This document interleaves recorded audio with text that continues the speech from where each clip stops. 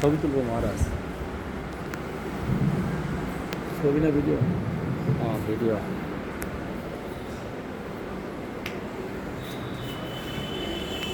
ओम अज्ञानतिमिरन्धस्य ज्ञानाञ्जनशलाकया चक्षुरुन्मीलितं येन तस्मै श्रीगुरवे नमः। वाञ्छाकल्पतरुभ्यश्च कृपासिन्धुभ्यैव पतितानां पावनेभ्यो वैष्णवेभ्यो नमः। श्रीकृष्ण चैतन्य प्रभु नित्यानंद श्री अद्वैत गदाधर श्रीवासादि श्री गौर भक्तवृंद। हरे कृष्ण कृष्ण कृष्ण हरे हरे, हरे राम राम राम हरे हरे। गुरुवार भगवान कृष्ण निर्वाद श्रीवाद भक्ति प्रकट जतिवश সবাই উপস্থিত সভাপতি মহারাজ গুরুবর্গ তাদের শাস্ত্র দণ্ডবত করতে হয়। উপস্থিত দিনবীর মহাগণ, ব্রহ্মচারীগণ, ভক্তবৃন্দ এবং ভক্তিমতী মহাজিত্রকে ধার্মিক প্রণাম। বৈষ্ণব সেবা, যিনি ভগবানের উপাসনা করেন তিনি বৈষ্ণব, তিনি সাধু, তিনি ভগবানের অন্তর্গত। আর যে সকল গুরুগুলো আছে বৈষ্ণবদের, তার মধ্যে প্রথমেই বলছেন কৃপা। তিনি সবাইকে কৃপা করেন। পরিহত জীব মায়ের দ্বারা আমাদের জীবকে কৃপা করেন। আর সর্বশেষে বলছেন কৃষ্ণই কসম, সর্বদা নিজে কৃষ্ণ সেবায় নিযুক্ত আছেন এবং সবাইকে কৃষ্ণ সেবায় নিযুক্ত করা। তিনি হচ্ছেন বৈষ্ণব। মহাপ্রভু দক্ষিণ ভারতে গিয়েছিলেন, সঙ্গে কালা কৃষ্ণদাস গিয়েছিলেন। ভট্টধারীতে কালা কৃষ্ণদাস যুক্ত হয়ে গেছে। মহাপ্রভু দেখলেন আমার সেবক এইরকম অবস্থা, চুলের মুঠি ধরে টেনে নিয়ে এসে সরদামলের কাছে বললেন, দেখো তোমার কৃষ্ণদাসের অবস্থা এখন তোমাদের হাতে পৌঁছে দিলাম, আমার কিছু করার। অর্থাৎ আমাদেরকে জোর করে ধরে ভগবানের সেবা নিযুক্ত করেন। তবে শাস্ত্র বর্ণন করেছেন ভক্ত পদধূলি, ভক্ত পদজন, ভক্ত ভক্ত, তিনটাই আমাদের গুরুত্বপূর্ণ জিনিস। তিনটাই আমাদেরকে নিতে হবে সাধুগুরু বৈষ্ণব। কারণ সাধুগুরু বৈষ্ণব বলেছেন ভগবানের অন্তরঙ্গজন, গোলকবাসী, ভগবানের ইচ্ছায় তারা এই প্রাকৃতিক জগতে আসেন আর এখানে আচরণ করে আমাদেরকে শিক্ষা দান করেন কিরূপভাবে আমরা ভগবানের সেবা নিযুক্ত হতে পারবো। যার জন্য ছাড়িয়া বৈষ্ণব সেবা নিস্তার পাইয়াছে কেবা। আমরা ভগবানের পেতে হলে, এই মায়ের কারাগার থেকে উদ্ধার পেতে হলে বৈষ্ণব সেবা করা অবশ্যই প্রয়োজন, নাহলে আমরা এই জগৎ থেকে উদ্ধার পেতে পারবো না। এখন এই যে তিনটে জিনিস বলা হলো, ভক্ত পদধূলি, ভক্ত পদজন, ভক্ত ভক্ত, কিন্তু যারা প্রকৃত বৈষ্ণব তারা তো দিবেন না। কারণ তারা সবসময় মহাপ্রভু তৃতীয় শ্লোকটাকে কণ্ঠে ধারণ করেছেন, দিনাবেপি সুরি তরবেপি সহিষ্ণু অমানি মানব কীর্তনীয় সারা হয়। তাহলে কিরূপভাবে আমরা পাবো ভক্ত পদধূলিটাকে? কিরূপভাবে পাবো? মহাজনগণ প্রণাম করতে গেলে, পদধূলি দিতে গেলে, এই চরণ হাত দিবে না, বুদ্ধি বানাবো, বুদ্ধি বানাবো, বুদ্ধি বানাবো, তার চরণ দিতে কি করে পাওয়া যাবে?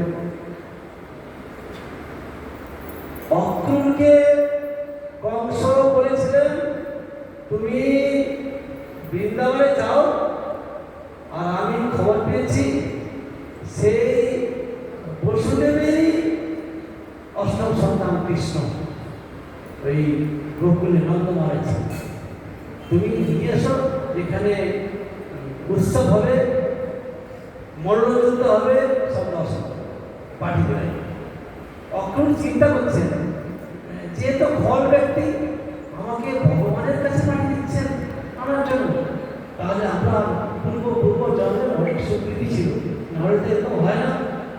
তিনি আনন্দে চলছেন, রাস্তায় যাচ্ছেন, সেই কৃষ্ণ সকালকে যে লীলা করেন সেই পদচিহ্ন দেখছেন, কৃষ্ণের চরণ চিহ্ন দেখছেন, তার মধ্যে ধুলোয় গড়াগড়ি খাচ্ছেন, তাতেই তার আনন্দ এসে যাচ্ছে। ভক্ত পদধূলি কিরকম ভাবে নিতে হবে? পরিক্রমা দেখা যায়, পরিক্রমায় সাধু চলে যাচ্ছেন, তার পিছনে পিছনে সেই চরণ ধূলিগুলো মস্তকে দিচ্ছেন। নাহলে ওই সরাসরি চরণ ধূলি পাওয়া কষ্ট আছে। আর ভক্ত পদে জল ধূলিধারে আমরা দেখেছি সেই পশ্চিম দিকের দরজা 32খানা সিঁড়ির উপরে একটা ট্যাপ দেওয়া আছে, সেই ট্যাপের মধ্যে মহাপ্রভু উঠে সেখানে চরণ ধুতে পারে, আর সেই জলটা নিচে নেমে আসে, নিচে নেমে এলে সবাই পাবে। রঘুনাথ দাস সাহেবের খুড়া কালিদাস সেখানে যে সরাসরি মহাপ্রভু সেই চরণ ধুলে নিচ্ছেন, সেই চরণ ধুতে জল পান করছেন, 3 বার পান করলেন।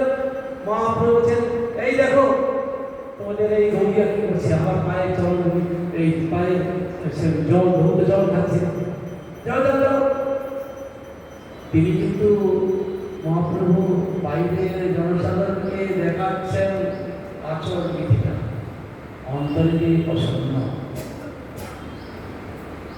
যখন পরিক্রমা যায় তখন অনেকে বালতিতে জল ফেলে দেয়, সেই জলের উপর দিয়ে যাচ্ছেন মহাজনগুলো, আর সেই জল ধরতে জল নষ্ট করছে। আগেকার যে ছিল মশাই বাড়িতে গেলে থালায় করে জল নিয়ে এইবারে বালতিতে দিয়ে চটকে সেই জলটা খেতে নষ্ট করতেন। কিন্তু গৌরীয় সিদ্ধান্ত রোগপাল এই ধারা দেয় না। আমাদের গৌরী মঠের ভক্তগণ কেউ এরকমভাবে চলন দৌড় করবে, সেই জল পান করবেন, সেইরকমভাবে নয়।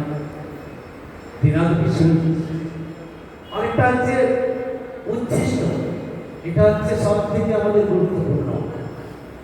উচ্ছিষ্ট তো দিবেন না, গুরুদেব দিতে চান না, বলে উচ্ছিষ্ট ভগবানের প্রসাদ পাও, মহাপ্রসাদ সাধুগুরু বৈষ্ণবগণ নিবেদন করা আছে, সেই প্রসাদ পাবে, আমাদের প্রসাদ দিতে চান না। উচ্ছিষ্ট উচ্ছিষ্ট নেওয়া খুব কষ্ট, কিন্তু শাস্ত্রে বর্ণনা করছেন উচ্ছিষ্ট হচ্ছে মুখ নিঃসৃত বাণী, এটাই উচ্ছিষ্ট। ওই খেয়ে গেছেন সেই প্রসাদ একটু নেওয়া হলো না। সাধুগুরু বৈষ্ণবের কথা যদি আমি শ্রবণ কীর্তন স্মরণ করে এগিয়ে যেতে পারি তবে কৃপা হবে। গুরুদেবের মুখ নিঃসৃত বাণী, সাধুগুরু বৈষ্ণবের মুখ নিঃসৃত বাণী যদি পালন করি তবে হবে। সাধুগুরু বৈষ্ণবগণ কি বলেন? গোবিন্দের দেবতী মাকে বলছেন, সতাং প্রসঙ্গ মহবিন্দ সন্দির ভগবতী হিৎকন্দ রসায়ন কথা তজ্জস্বরাস্য ভগবতী সদ্ধারতি ভক্তি ভক্তি।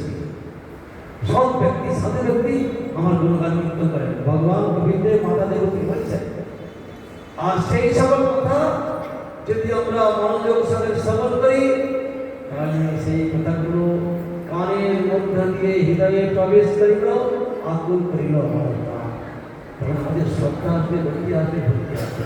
অতএব এই যে বৈষ্ণব সেবা, বৈষ্ণব সেবার মধ্যে সর্বশ্রেষ্ঠ বৈষ্ণবের মুখ নিঃসৃত বাণী যদি আমরা পালন করতে পারি তাহলে বৈষ্ণবের কৃপায় এই প্রাকৃত জগৎ পিতাগ্রস্ত জ্বালা যন্ত্রণায় জর্জরিত আমরা সেই বৈষ্ণবের আচরিত পথ মুখ নিঃসৃত বাণী পালন করে, স্মরণ করে, কীর্তন করে, তার পথ অনুসরণ করে যদি আমরা এগিয়ে যেতে পারি তবেই আমাদের জীবনের সার্থকতা হবে, তবেই বৈষ্ণব সেবার সার্থকতা হবে। বাচ্চা